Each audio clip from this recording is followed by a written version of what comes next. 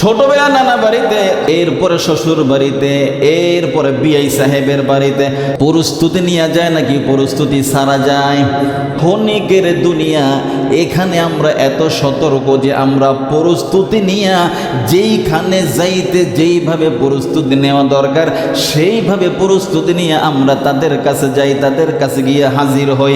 আল্লাহ যে বললেন তোমাদেরকে অবশ্যই অবশ্যই আমার কাছে প্রত্যাবর্তন করতে হবে, তাহলে আল্লাহ রাব্বুল আলামিন আপনাকে আমাকে বানাইছেন, কিন্তু আপনার আমার চোখে আজ পর্যন্ত দুনিয়ার কোনো মানুষ খালি চোখে আল্লাহকে দেখেন নাই। দেখছে নাকি? খালি চোখে দেখছে? আপনার আমার চক্ষু দিয়ে যেই দিন আল্লাহ পাককে দেখবো, মালাকুল মউত আসবে, রূহটা বের করে নিয়ে যাবে। দুনিয়াতে কি করছি আর কি করি নাই এ সহ আল্লাহর কাছে যেদিন হাজির করা হবে, ওই দিনটার উপরে যদি প্রকৃত অর্থে আমাদের বিশ্বাস থাকে, তাহলে আল্লাহর সামনে দাঁড়ানোর জন্য আমাদের আলাদা বিশাল একটা প্রস্তুতির দরকার আছে না নাই? আল্লাহ কিন্তু স্মরণ করাইয়া দিতেছেন, তোমাদেরকে আমার কাছে ফিরে আসতে হবে। যে যাই কিছু মনে করো না কেন, আমার কাছে ফিরে আসতে হবে। যে মরণ থেকে পালাতে চাও, মরণ তোমার দুয়ারে হাজির হয়ে যাবে। মালাকুল মউতকে পারমিশন দেওয়া মাত্রই চলে আসবে।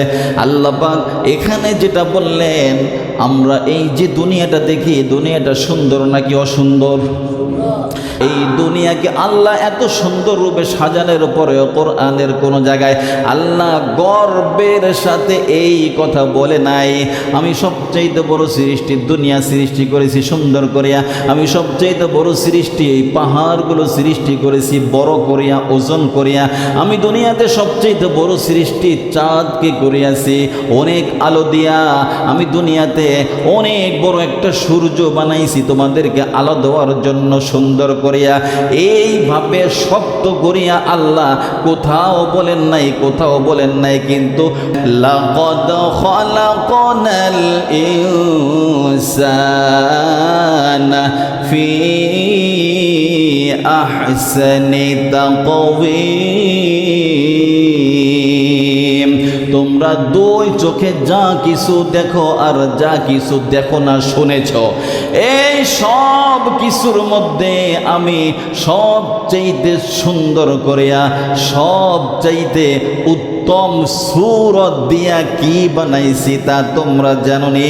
ইনসান মানে তোমরা যে মানুষ, এই মানুষকে আমি দুনিয়ার বুকে সর্বশ্রেষ্ঠ সূরত দিয়া তৈরি করিয়াছি। সুবহানাল্লাহ।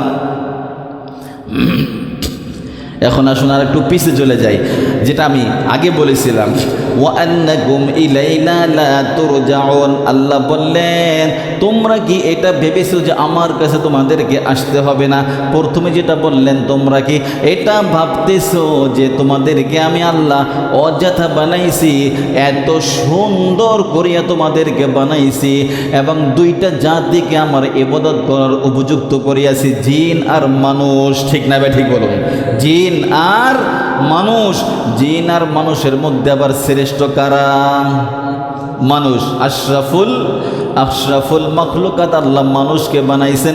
এই মানুষদেরকে আল্লাহ পাক বলতেছেন এবং জিনদেরকে বলতেছেন, না তোমাদেরকে আমি অযথা সৃষ্টি করি নাই, অযথা বানাই নাই। তোমাদেরকে কেন বানাইছি?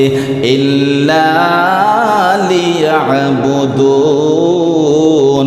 তোমরা দুনিয়াতে যাওয়ার পর, জ্ঞানী হওয়ার পর, বালেগ হওয়ার পর, আমি আল্লাহ রব্বুল আলামিনের ইবাদত করিয়া, আমি আল্লাহ রব্বুল আলামিনের পবিত্র কদমে সেজদা দিয়া আমাকে খুশি করিয়া এরপরে দুনিয়া থেকে আসিবে, এই জন্য বানাইছি। সুবহানাল্লাহ।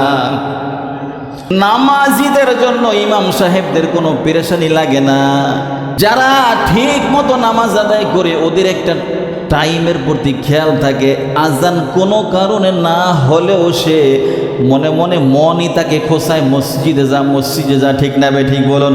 আর নামাজ যেইটা ঠিক মতো পড়ে না, আজান দিতে 2 মিনিট দেরি হয়েছে, যেহেনে আছে হেন থেকে আমগো হুজুর কই গেছে, ওই আমগো হুজুর কই গেছে, আজান দেয় নাকি? আল্লাহ সুন্দর করে আমাদেরকে বানাইছেন, আল্লাহ তার ইবাদত করার জন্য আমাদেরকে বানাইছেন।